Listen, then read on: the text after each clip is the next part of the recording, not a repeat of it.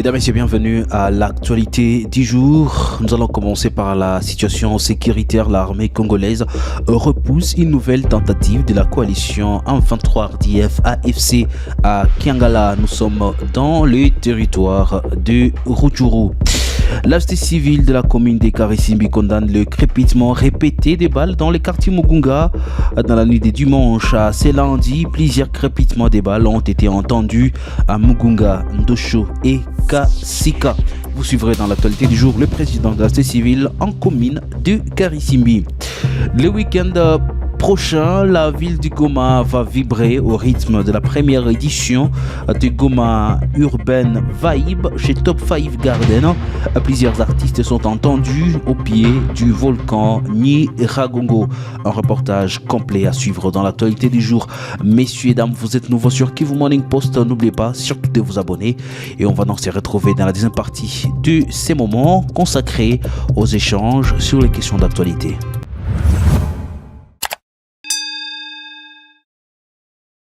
Qu'est-ce qui se passe sur les lignes de front? Il faut retenir pour ce lundi, l'armée congolaise repousse une nouvelle tentative de la coalition M23 RDF AFC à Kiangala. Nous sommes dans le territoire de Rutshuru. D'après des sources, l'armée aurait donc neutralisé, capturé d'autres éléments de ces terroristes.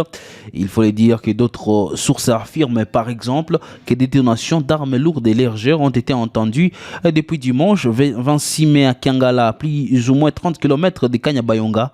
L'armée congolaise, appuyée par des jeunes résistants Walzalendo, ont repoussé l'ennemi qui voulait déborder à Kiangala. 12 parmi les 23 ont été capturés et parmi d'autres neutralisés. C'est confié une source militaire des Kivu Morning Post dans la zone. D'autres sources affirment que les éléments de la coalition n'ont pas pu faire face aux FARDC. Ils ont porté la tenue de l'armée congolaise pour se faire passer pour les FARDC, mais cette tactique a été vite découverte. Parlons d'une autre question. La société civile de la commune de Karisimbi condamne le crépitement répété de balles dans les quartiers Mugunga. Dans la nuit de dimanche à ce lundi 27 mai 2024, plusieurs crépitements de balles ont été entendus à Mugunga, Ndosho et Kasika. La société civile souligne qu'il y a eu des échanges de tirs à Ndosho où des blessés ont été admis dans une structure sanitaire pour recevoir des soins.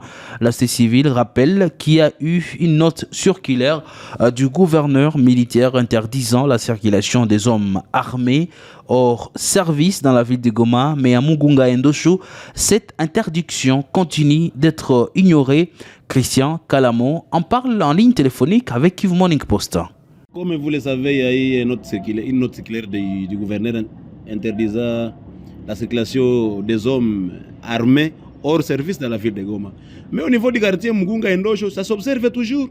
Il y a des militaires partout, incontrôlés. Il y a même des civiques qui se font passer à nos frères Wazalendo, des civiques qui se font passer à nos frères FRDC, ils se font passer à nos policiers. Et donc ils veulent aussi profiter dans ces cas lorsqu'il n'y a pas de contrôle, messieurs les journalistes. Et donc un message que nous allons demander aux autorités urbaines ou provinciales est de faire tout pour faire respecter cette note interdisant la circulation illégale des hommes armés dans la commune de Karisimbi, parce que jusqu'à présent, ça s'observe toujours dans notre commune de Karisimbi. Et voilà qu'il y a des crépitements de balles partout et le matin, rien à signaler. Hier, c'était un Ndosho, il y a eu des échanges et des blessés sont internés à l'hôpital CBK Ndosho. Ce que je veux demander, c'est la population de la commune de Karisimbi et de travailler main à main avec les autorités locales, les autorités urbaines et provinciales, tout en alertant, en dénonçant avec précision tout mouvement suspect dans notre quartier Mugunga, mais aussi dans le quartier Ndosho Kasika, sans oublier les cas de déplacés se trouvant dans notre commune de Karisimbi, d'où il y a aussi une naissance de certains cas qui hébergent des bandits, messieurs les journalistes. Et donc, nous demandons vraiment des surveillances de chacun, par de chacun, pour nous rétablir dans notre droit qui est d'avoir la sécurité. Le week-end prochain, la ville de Goma va vibrer au rythme de la première édition de Goma Urban Vibe chez Top 5 Garden. Plusieurs artistes sont entendus au pied du volcan Nyiragongo pendant des jours. Un reportage de Georges Benouima. Goma Urban Vibe Festival, c'est cet événement qui mettra dorénavant en lumière les artistes de la musique urbaine de la partie orientale du pays.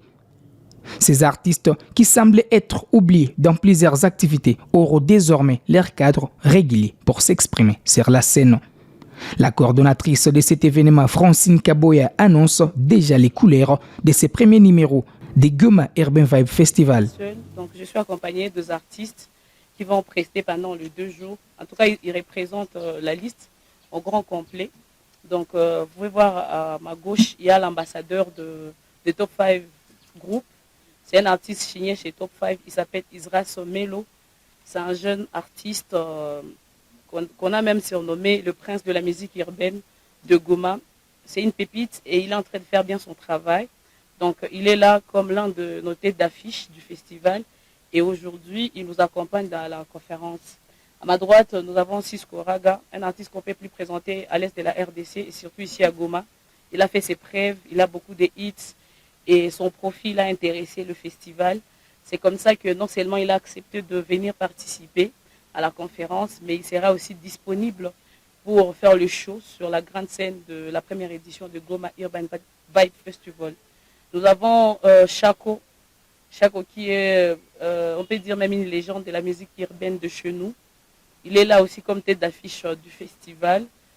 Il va répondre aussi à vos questions. Qu'est-ce que je dois encore ajouter sur Master Bishop? Sincèrement, en termes de hits et de tubes, vous êtes déjà peut-être mieux informé que moi. Il a beaucoup de très belles chansons, des titres qui ont traversé même les frontières. Et il a fait honneur au festival d'accepter l'invitation. Et il sera de la partie le 31 et le 1er juin. Vous le connaissez déjà, il s'appelle Fido DRC. Il est l'un des ambassadeurs de la maison. Il est Fido, tu peux... Voilà. Fido, Fido c'est un ambassadeur de la maison. Donc il est là, il nous accompagne aussi dans la mobilisation et tout ça. Mais il est signé chez Top 5 comme artiste ambassadeur. À part lui, nous avons la dernière signature de Top 5 Label. Il s'appelle Joe Like. Il est même le gagnant de la première édition de Top 5 Saouti. Du vendredi 31 mai au samedi 1er juin, les grands noms de la musique urbaine du Nord et du Sud Kivu seront sur la scène de la première édition de Goma Urban Vibe Festival chez Top 5 Garden.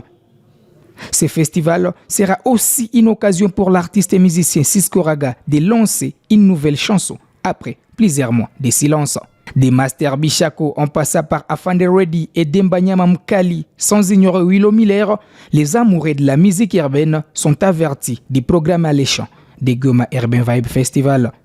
La Commission électorale nationale indépendante a annoncé dimanche 26 mai 2024 dans la soirée la proclamation provisoire des résultats des élections sénatoriales qui se sont tenues le même jour à Inongo dans la province du Mai-Ndombe et à Goma dans la province du Nord Kivu.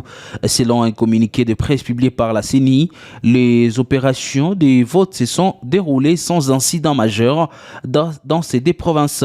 Le bureau des votes ont été rapidement transformés en bureau de dépouillement après la clôture du scrutin et le bulletin des votes ont été comptés en présence des témoins, d'observateurs, des journalistes et de représentants des électeurs. Suivez la lecture des résultats des élections sénatoriales dans cette vidéo de la CENI.